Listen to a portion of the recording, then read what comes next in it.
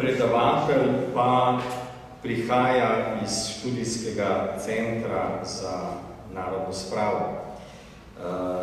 Dr. Renato Podberšič, raziskovalec različnih vprašanj cerkvene in verske zgodovine, primorske predvsem, njemu bomo prisluhnili na temo, ki izhaja iz njegovih študij o Jeruzalemu ob Soči in predstavlja zgodbo italijanskega judovskega učitelja, povedal bo pa še marsikaj zraven.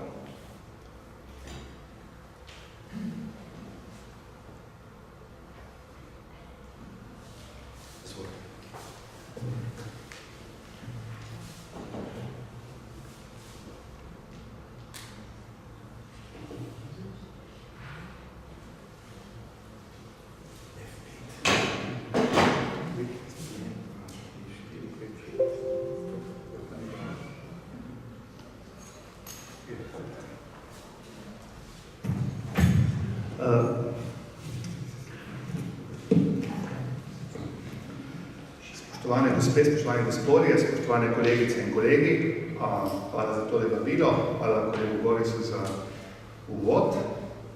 Ko sem prijavljal referat za to naše zborovanje, skoraj nisem razmišljal niti za tren, koga bi vam v središču Krajinske predstavil z naše lepe Sočne Goriške.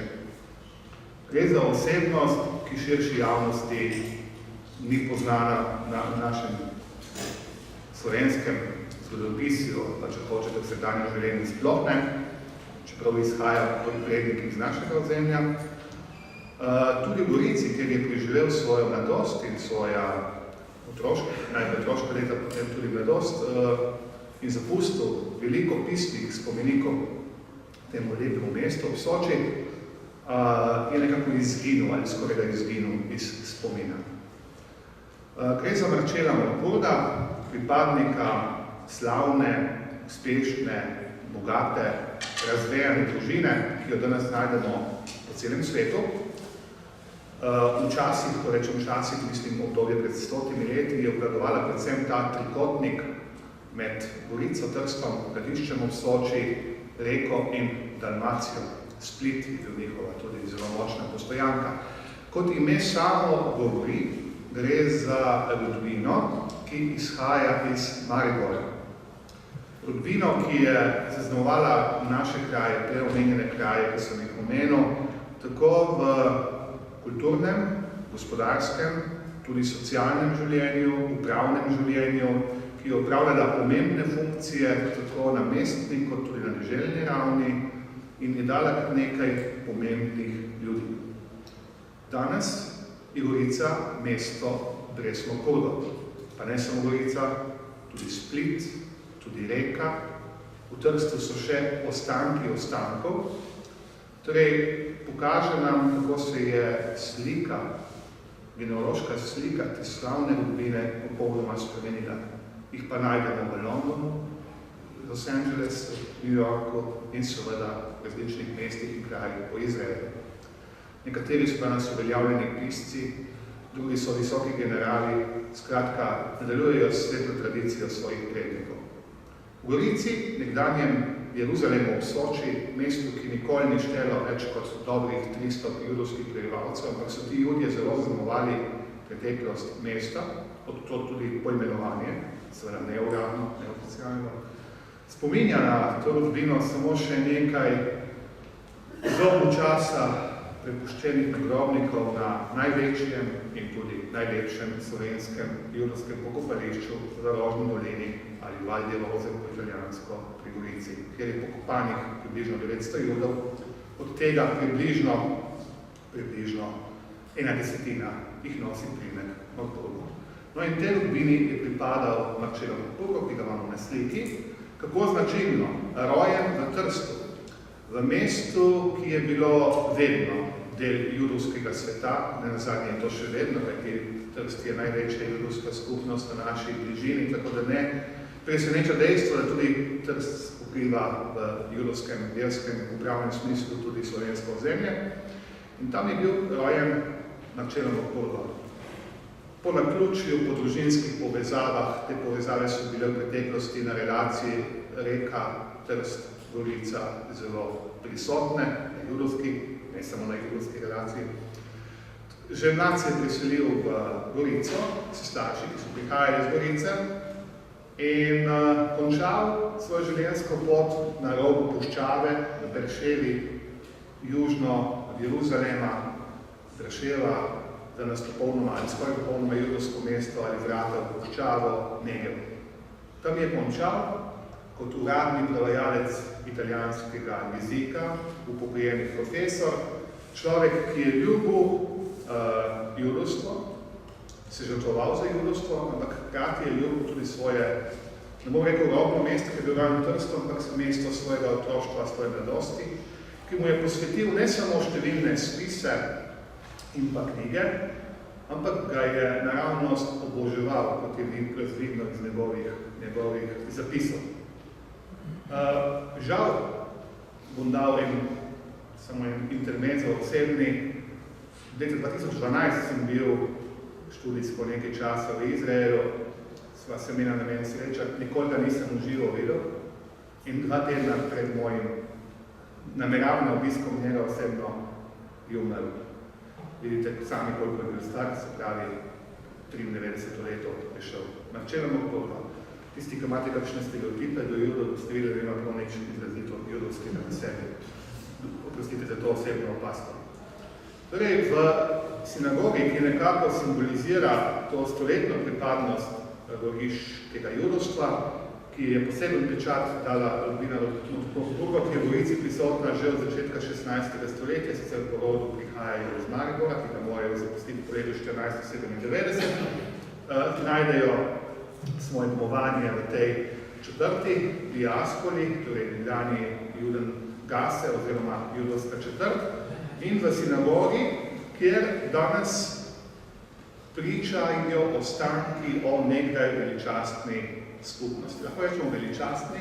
Veste, ko sem izbiral imena, ki vam jih tukaj predstavil, v Gorici smo imeli slavne rabine, ki so ponesli slavo mesta širše čez evropske meje. Imeli smo Karolino Coelho Lucato, ki je bila, oziroma je utemeljiteljica ženskega častnegarstva, ki je pokopana v Rožni dolini. Imeli smo slavnega jezikoslovca Ascolija, ki je postavljal temelje sodobni italijanski filologiji na Univerzi v Milanu. To so bili Goričani, ampak človek, ki je, čeprav je ostal omejen navednicah na poklic učitelja, vendar po nekaj slavo Gorice širom po svetu.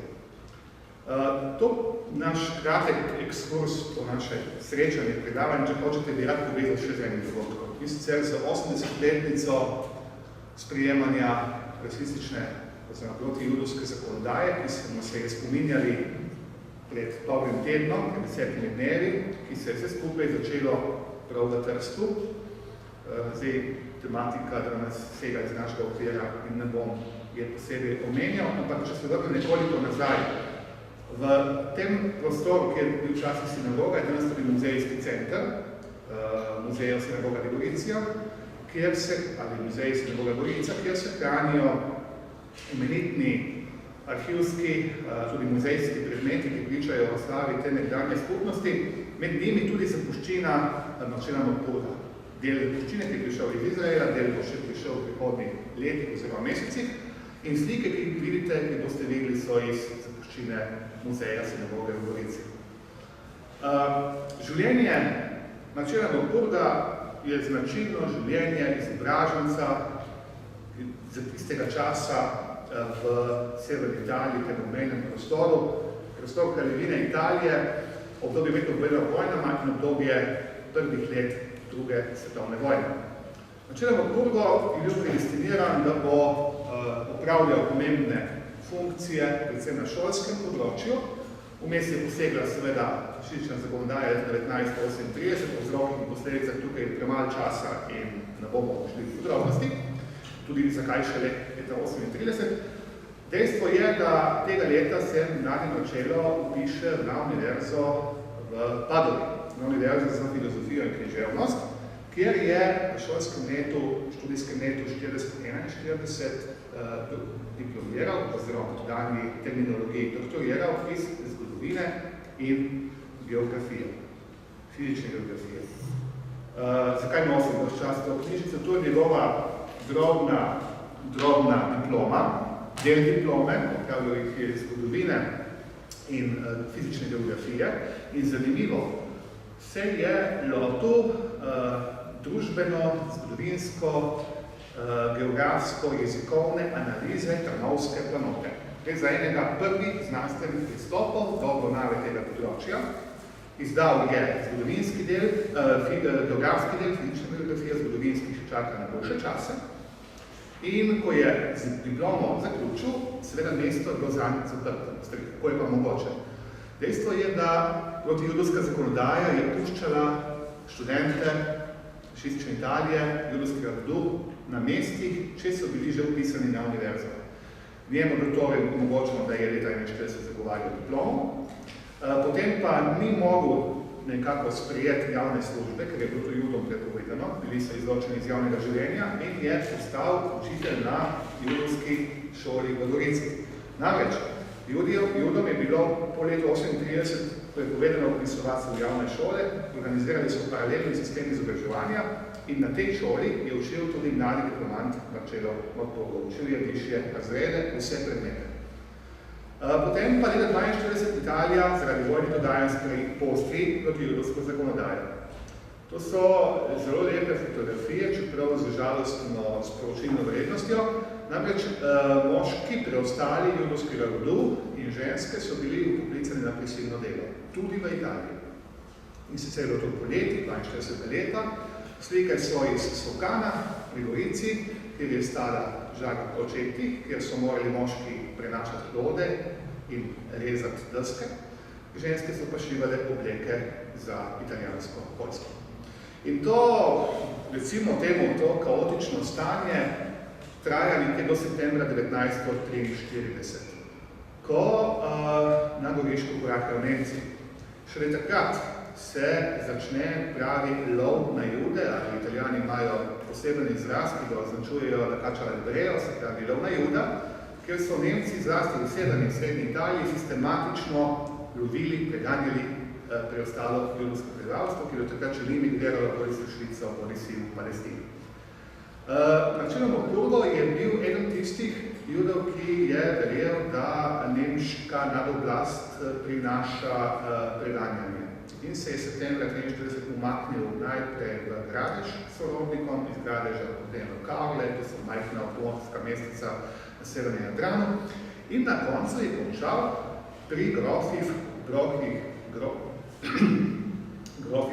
vil pri Pordenonu, oziroma Portogallu, to je spet mestece sredi Fulanske nižine.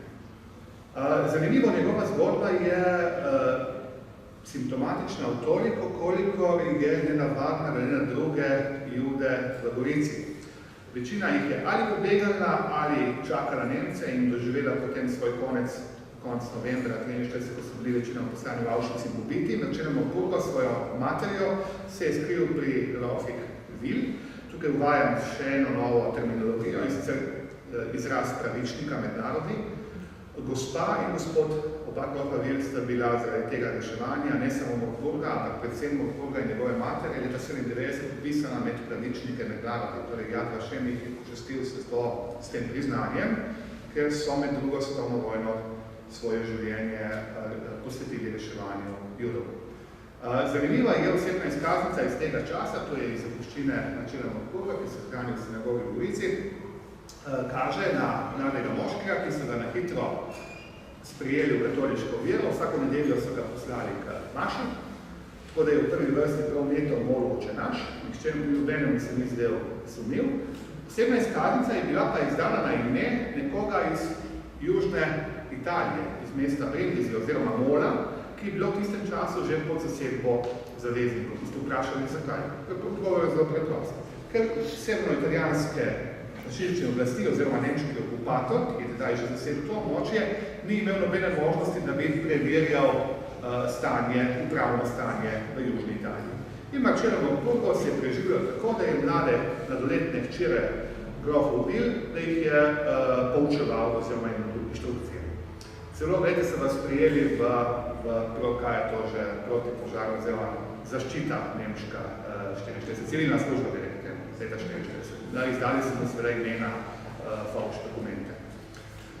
Leta 45 se vrne v Gorico, pride za judovsko brigado, Julie Gates, nimam časa, da bi kaj je judovska brigada in pri njej lahko posvetili na samo predavanje, pride v Gorico in zanimiv je njegov pasus, njegov pogled na Gorico, prvi dneh maja 1945, kjer jud Marcello Mosburgo, pogojen z stoletnim delovanjem inkorporacijo v italijanski nacionalni korpus in včasih ali pogosto vzvišenim pogledom na Slovence, Slovane, Slave, kot so jih imenovali, vidi svojo rešitev oziroma pogled v mestu oziroma v samo delovanje, sožitje, sobivanje na Goriškem Gorici. Njegova življenjska pot, ker me preganjate, je bila zelo zanimiva. Umira goriška judovska skupnost, po letu 1948 je skoraj ni več, Gorica pripade Italiji, goriški ljudje izgubijo svoje naravno zaledje, večina se jih odseljuje, med njimi tudi Marcello Mosburgo. Odide v Milano, kjer postane predsednik Združenja judovskih učiteljev Italije. Predava po različnih šolah, uči zgodovino, zemljepis, latinščino, italijanščino, večinoma pa zgodovino pa geografijo.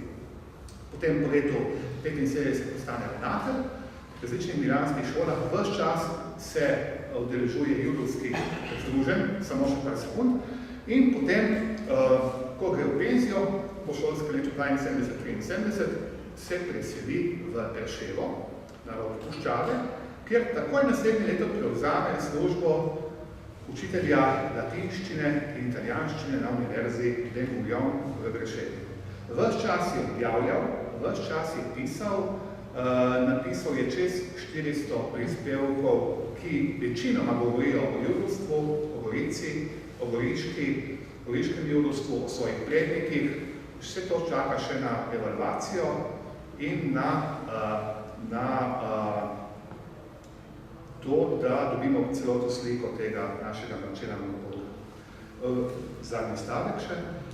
Z zgodovino goriškega judovstva, pa ne samo judovstva, tudi goriške kot pokrajine, kot mesta, se je zapisal z monumentalnim delom, ki nosi naslov Valjeroze, torej Rožna dolina, kot središčni prostor večnega počitka goriških judov, kjer zelo zanimivo, tako z historičnega stališča kot biografskega in autobiografskega stališča obravnava goriško judovsko skupnost.